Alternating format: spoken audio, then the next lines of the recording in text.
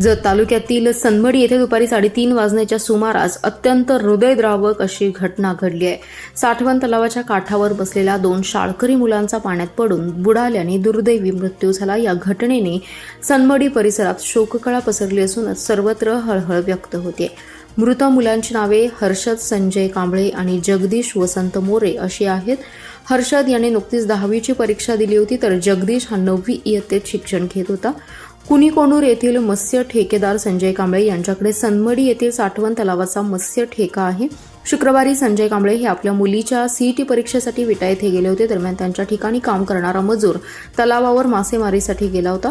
त्याच्यासोबत संजय कांबळे यांचा मुलगा हर्षद तसेच भाचा जगदीश मोरे हे दोघेही गेले होते। संजय कांबळे यांचा भाचा जगदीश हा मूळचा बीड येथील असून तो शिक्षणासाठी मामाकडेच आहे। दोन्ही मुले तलावाच्या काठावर बसली असताना एका मुलाचा अचानक तोल जाऊन तो पाण्यात पडला। त्याला वाचवण्याच्या प्रयत्नात दुसराही पाण्यात गेला।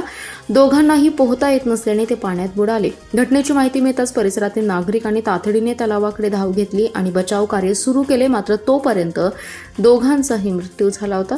हर्षद कांबळे यांनी नुकतीच 10वीची परीक्षा दिली होती। त्याला भविष्यात सैन्यात भरती होण्याचं स्वप्न होतं। निकालाची उत्सुकतेने वाट पाहत असतानाच नियतीने त्याच्यावर घाला घातलाय।